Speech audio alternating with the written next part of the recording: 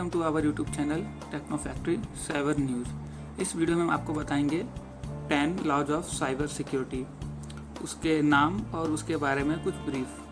तो चलिए हम शुरू करते हैं यहाँ से हमारी वीडियो। यहाँ पर जो फर्स्ट लॉ है हमारा वो है IT एक्ट 2000 साइबर लॉज। ये जो IT एक्ट है ये मेन साइबर लॉ है इंडिया में और इट वॉज एनटेक्टेड इन 2000 एंड उसके बाद ये बहुत बार चेंज भी हुआ है सिंस अभी तक।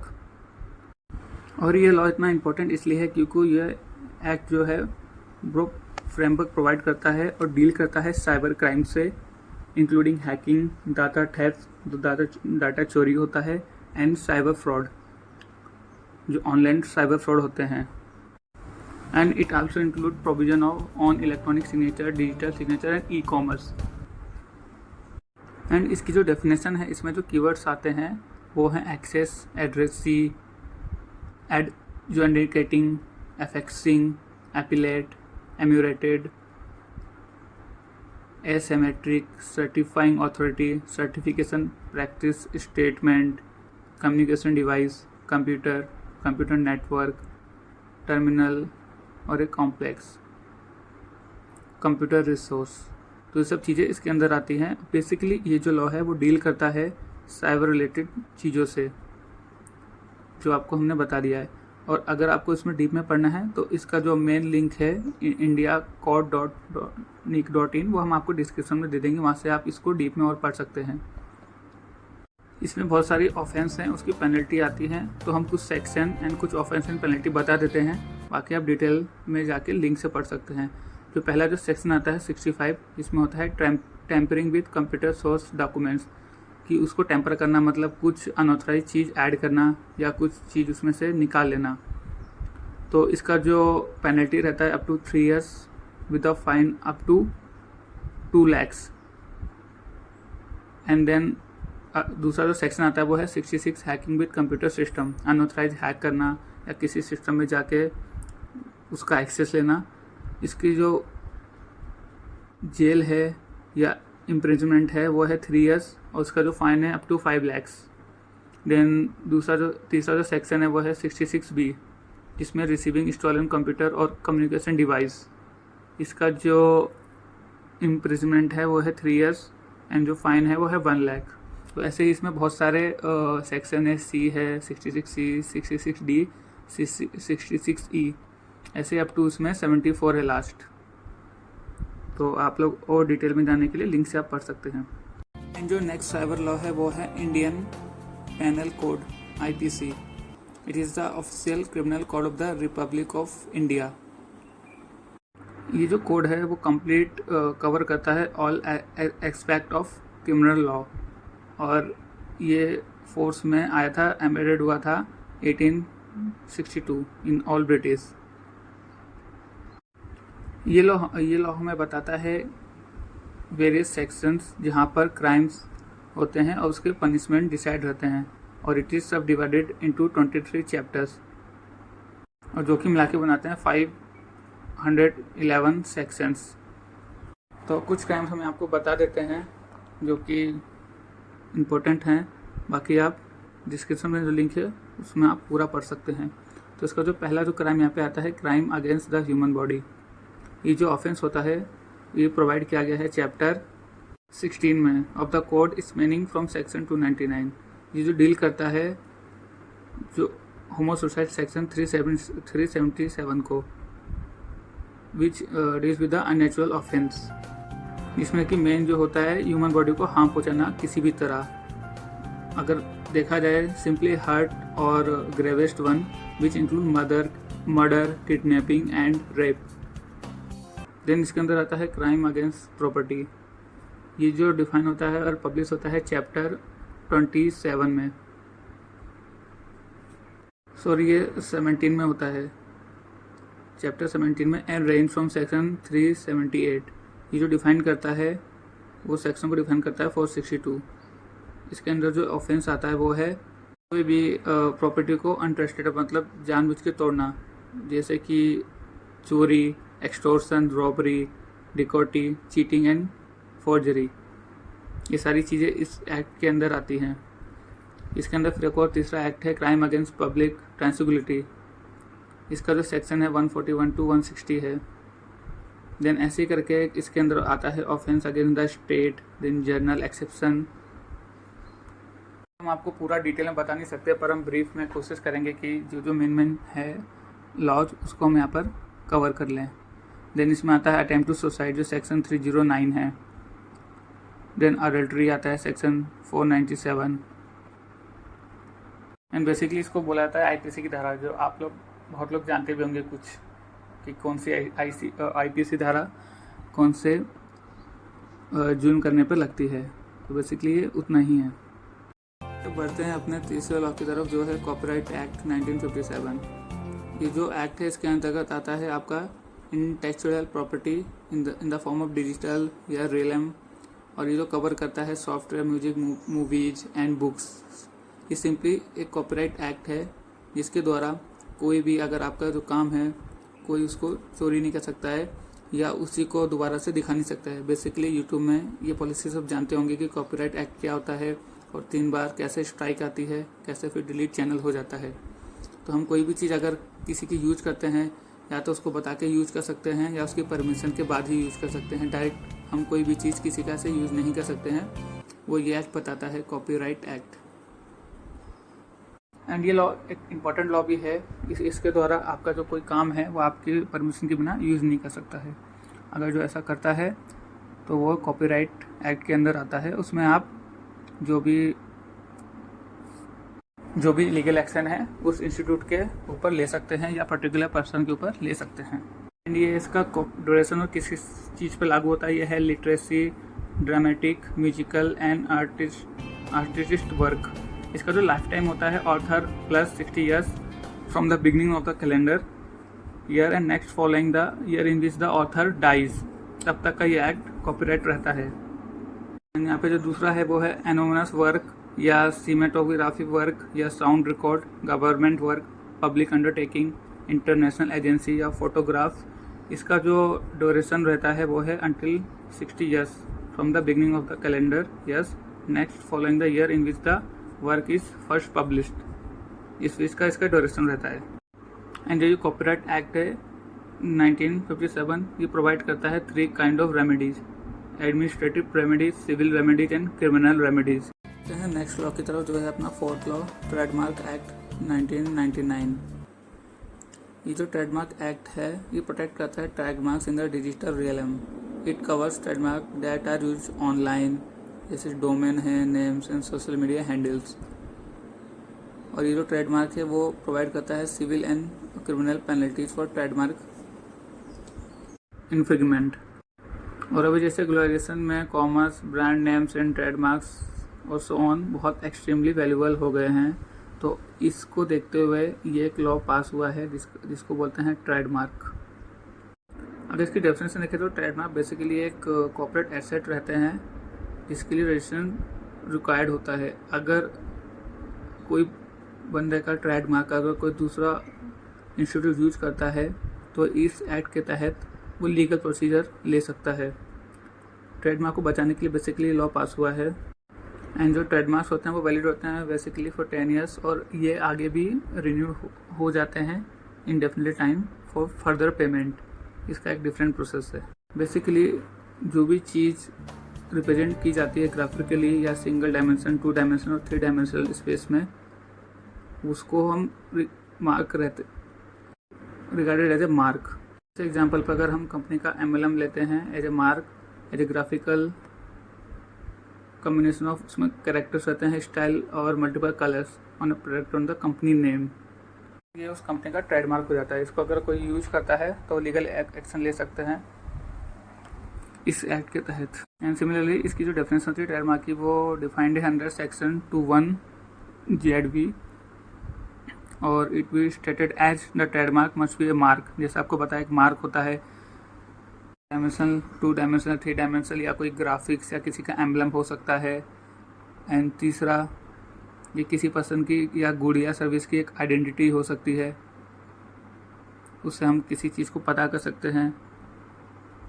या कोई लोगो हो किसी का हो जिसे किसी के एसेट या उसका जो प्रोडक्ट है या उसका काम है वो पता चलता हो, तो ये उसके अंडर आता है। एंड टोटलिस लॉ का मतलब होता है जो भी एम्बलम या कोई भी मार्क है और जो मार्क की डेफिनेशन बताई है उसको प्रोटेक्ट करना। अगर इसकी लीगल हिस्ट्री देखी जाए लॉ इन इंडिया में, तो until 1904 there is no law such law, trademark नहीं होते थे इंडिया में। जो भी लॉ होते थे वो रिलेवेंट बेस होते थे कॉमन लॉ पे। बात for safeguarding and purchasing public from imposing and fraud by the infringers, उसके बाद ये जेन्युइन ट्रेडमार्क बनाया गया था एक्ट। देखा जाए अगर इम्पोर्टेंट क्यों है, तो जैसे अभी तक आपको पता ही चल गया होगा, उसमें बताया गया है कि for safe guard your brand and आपके जो काम जो आपने किया है उसको एक नाम देने के लिए of your brand, item, logo, graphics, 2D 3D जो भी चीज़ें हैं उसको कोई और यूज़ ना कर सके। आपकी जो मेहनत है, आपका जो क्रिएटिविटी है उसको बचाने के लिए, बेसिकली सेफ गार्डिंग और ब्रांड। तो इस लॉ में इतना ही है। अगर आप और जानना चाहते हैं तो इसको आप डिटेल में पढ़ सकते हैं, पर बेसिकली यही इसका ब्रीफ है, इसमें और डिटेलिंग भी है जो आप पढ़ सकते हैं। नेक्स्ट बढ़ते हैं अपने 5th लॉ की तरफ, जो है पर्सनल डाटा प्रोटेक्शन बिल 2019। इस लॉ के अंतर्गत, और ये लॉ है एक न्यू लॉ है जिसमें डाटा जो उसकी जो प्राइवेसी है इंडिविजुअल की प्रोटेक्ट की जाती है। इस लॉ में ये डिफाइन किया गया कि personal data and set out rules, और वो कैसे कलेक्ट किए जाएं, यूज एंड शेयर किए जाएं प्रॉपरली। एंड बेसिकली ये जो लॉ है वो जो भी डाटा रहता है उसको प्रोटेक्ट करने के लिए यूज में लाया गया है, उसके अंतर्गत ये आता है। और ये जो एक्ट बनाया गया था वो अंडर था ministry of electronic and information technology on December 11, 2019। ये कमेटी थी under ministry of electronic and information technology, उसके द्वारा स्टडी किया गया था डाटा इशू। देन इस कमेटी ने जो स्टडी किया था data related to data protection, उसके बाद ये डाटा सबमिट किया गया था personal data protection bill 2018 in July 2018 में। इसका उसमें फर्दर प्रोविजन थे, जैसे कि to provide for protection of the privacy individual and to the personal data, और स्पेसिफाई किया गया था flow and usage of personal data, create a relationship of trust between persons and the entity processing the personal data, जो कि जो एक दूसरे के द्वारा ट्रस्ट में, और जो यूज कर रहा है जिसको दिया जा रहा है उन दोनों के बीच का ट्रस्ट एंड द प्रोटेक्शन। इसको भी अगर आप डिटेल में पढ़ना चाहते हैं तो हम आपको डिस्क्रिप्शन में लिंक एंड इसके बारे में ब्रीफ बता देंगे। यहाँ पर बेसिकली ये जो एक्ट है, ये जो भी डाटा ट्रांसफ़र होता है या जो भी इसकी गाइडलाइंस है उसको प्रोटेक्ट करता है। नेक्स्ट चलते हैं हम हमारी 6 न्यूज़ पर, जो कि है साइबर सिक्योरिटी एक्ट 2021। ये भी एक न्यू लॉ है जिसके अंतर्गत साइबर सिक्योरिटी पर बहुत ध्यान दिया गया है। इस एक्ट में जो बेसिकली डिफाइन किया गया है security and set of measuring that organisation must take to protect their system and data. यहाँ पे इस चीज़ पे बहुत जोर दिया गया है कि जो भी कंपनी है अपने डाटा को किस तरह से यूज करती है, उसको किस तरह से प्रोटेक्शन करना है। एंड यहाँ पर ही प्रोवाइड करता है नेशनल साइबर सिक्योरिटी एजेंसी, जो कि रिस्पॉन्सिबल होती है और कोऑर्डिनेट करती है cyber security across the government. And under the IT act cyber safety का मतलब होता है protecting information, equipment, devices, computer resources, communication devices and information stored, उसके जो अंदर होती है unauthorised access, use, disclosure, description, modification और डिस्ट्रक्शन, इस सब को बचाने के लिए बेसिकली CIE पे बेस करता है, जो साइबर सिक्योरिटी का बेसिक है CIA। और देखा जाए तो अभी जो साइबर क्राइम जो जितने ज़्यादा हो रहे हैं, तो इसके उस हिसाब से अभी इसकी बहुत ज़रूरत है। हर एक इंडिविजुअल, इंस्टीट्यूट या कंपनी या जो भी स्कूल है या यूनिवर्सिटी है या जो भी वर्क करते हैं सर्वर पर, एंड ये जो भी सिक्योरिटी होती है ये एक इंडिविजुअल कंपनी को सिक्योर करने के लिए होती है। जैसे कि हम सर्वर को सिक्योर करने के लिए फायरवॉल्स यूज करते हैं, गेटवे होते हैं, प्रॉक्सी सर्वर्स होते हैं। कंपनी में डाटा या कोई भी इंस्टीट्यूट या यूनिवर्सिटी जो भी अपना डाटा सिक्योर करती है वो सेम रूल पे वर्क करती है कि कैसे डाटा जब जाता है या आग अगर आ रहा है तो फायरवॉल पे क्या रूल्स बनाने हैं, क्या पॉलिसी रखनी है, कैसे DLP को हम यूज करते हैं कंपनी में कि कोई भी अनऑथराइज्ड डाटा हम जो एम्प्लॉय बाहर सेंड ना कर पाएँ, या जो भी बाहर से प्रॉक्सी सर्वर यूज किया जाता है, जो भी बाहर से मैलिशियस वेबसाइट या कोई भी अगर लिंक क्लिक होता है तो उसको कैसे से जल्दी से रेक्टिफाई किया जाए। तो इसके लिए कंपनी में बहुत सारी चीज़ें होती हैं और बहुत सारे पैरामीटर्स होते हैं, एसओसी टीम होती है, इन्फोसेक टीम होती है, तो उसके द्वारा ये वर्क करता है। बेसिकली ये जो एक्ट है वो साइबर सिक्योरिटी पर बेस है और ये हर एक कंपनी परफॉर्म करती है इंडिविजुअल अपने अपने पैरामीटर्स पर। चलिए नेक्स्ट शुरू करते हैं हमारा 7th लॉ, जो कि है इलेक्ट्रॉनिक ट्रांजैक्शन एक्ट 2000।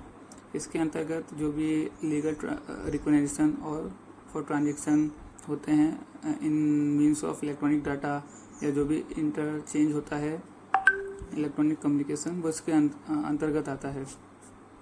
बेसिकली ये डिफाइन किया जाता है electronic signature and set out rule for how they can be use. इसका मतलब ये है कि जो भी हम ट्रांजेक्शन करते हैं, चाहे वो हम ई-कॉमर्स पर करें या कहीं पर किसी को हम पेमेंट दें, for a legal framework use किया जाता है। और इस एक्ट के अंतर्गत जो एसिमेट्रिक क्रिप्टो सिस्टम मींस जो सिस्टम कैपेबल होता है generating a secure key pair और construction of private key for creating a digital signature and public key to verify the digital signature, वो यूज होता है। एन ऑथराइज ऑफिसर मीन जो personal design such as under section 25 जो information communication है वो act. Then automated transaction आता है। इसका मतलब है कि जो ट्रांजेक्शन कंडक्ट और परफॉर्म किया गया है एज ए होल और इन ए पार्ट बाय इलेक्ट्रॉनिक मीन्स और electronic record in which the act of or record of one or both parties are not reviewed by an individual in the ordinary course of forming a contract। जो किसी को इसकी जानकारी नहीं होती है, individual जो भी ट्रांजेक्शन हो रहा है। देन सर्टिफिकेट, इसके अंदर आता है एक सर्टिफिकेट इशू होता है for the authority for the purpose of supporting digital signature. उसका जो पर्पज होता है वो कंफर्म करना होता है आइडेंटिटी और जो उसका सिग्निफिकेंट करेक्टरिस्टिक है, कौन सा बंदा पर्टिकुलर वो सर्टिफिकेट या उसने वो डोमेन लिया है और सर्टिफिकेट खरीदा है, वो डिफाइन करता है। देन सर्टिफिकेशन अथॉरिटी मीन्स है personal duly authorise under this act to issue a certificate. Then basically इसमें जो ट्रांजेक्शन होता है उसका जो फ्रेमवर्क है बेसिकली वो एक ऑथेंटिकेशन प्रोसेस, और कोई भी इसमें टेम्परिंग ना हो, और जो भी प्रोसेस हो रहा है वो with certificate legal HTTPS use करके प्रॉपर लेयरिंग, जैसे OSI मॉडल प्रॉपर लेयरिंग के साथ होना चाहिए, वो फ्रेमवर्क आता है। अगर आपको डिटेल में इसके बारे में जानना है तो इसका भी लिंक आप डिस्क्रिप्शन में चेक कर सकते हैं, पर यहाँ पे जो हमने जानकारी जो बताई है, जो ब्रीफ में बताई है, वो यही बताती है। इसका जो बेसिक मॉडल है वो है डिजिटल सिग्नेचर, या जो ई-कॉमर्स वेबसाइट पर जो भी हम ट्रांजेक्शन करते हैं उसको ऑथेंटिकेट और सेफली करना। हमारे नेक्स्ट लॉ जो कि है 8th law, digital signature act 2000। इस लॉ के अंतर्गत भी एक लीगल फ्रेमवर्क प्रोवाइड किया गया है फॉर डिजिटल सिग्नेचर, और इसको डिफाइन किया गया है कि signature set out rule for how they can be use. Same ये किस तरह से यूज़ किया जाए digital signature for issuing certification authority. And इसका जो प्रोविज़न है वो है यूज ऑफ डिजिटल सिग्नेचर और the documents submitted in electronic form जो किए जाते हैं उसको secure and security and authenticity provide करना इलेक्ट्रॉनिकली। जो भी ऑनलाइन जो भी ट्रांजेक्शन होता है उसका एक digital signature with the valid certification and proof. इसके अंदर बहुत सारे कीवर्ड्स आते हैं, जैसे ऑथेंटिकेशन क्या होता है, they authenticate the source of message since the ownership of a digital certificate. मतलब यही है कि जो भी कोई बंदा अगर कोई चीज़ सेंड करता है उसका जो सोर्स होता है, तो उसका SSL सर्टिफिकेट जो ऑथेंटिकेशन होता है उसका प्रूफ। देन इंटीग्रिटी, इसका मतलब ये होता है कि अगर किसी ने किसी को PDF दिया है तो इन बिटवीन उसको कोई टैम्पर ना कर पाए। मतलब कि अगर डाटा कोई ट्रांसफ़र हो रहा है तो उसके बीच में कोई एडिशनल पेलोड या कोई भी चीज़ यूज़ ना हो पाए, जैसा वो भेजा गया है वैसा वो आए। देन आता है नॉन रिपुडिएशन, मतलब अगर सेंडर मना नहीं कर सकता है कोई भी चीज़ सेंड करने के लिए जिसका डिजिटल सिग्नेचर अगर वैलिड है। बहुत सारे सेक्शंस आते हैं जो कि है सेक्शन 21P। इसके अंदर डिजिटल सिग्नेचर का मतलब होता है authentication of any electronic record using an electronic method और प्रोसीजर। देन सेक्शन 3 आता है देन इसके अंदर सिक्योर डिजिटल सिग्नेचर सेक्शन 15 आता है। तो ये सब चीज़ें इसके अंदर आती हैं। हमारे 9th लॉ पे जो है नेशनल साइबर सिक्योरिटी पॉलिसी 2019। इसके अंतर्गत जो नेशनल साइबर सिक्योरिटी पॉलिसी है उसमें डॉक्यूमेंटेशन किया जाता है कि एक रूल सेट किया जाता है गवर्नमेंट के विजन पर for stronger cyber security in India. ये पॉलिसी में जो डॉक्यूमेंटेशन होता है उसकी जो आउटलाइंस होती है उसमें जो साइबर सिक्योरिटी है उसको प्रायोरिटी दी जाती है, कैसे हम क्रिटिकल इंफ्रास्ट्रक्चर को प्रोटेक्ट करें and promotion of awareness of cyber threats.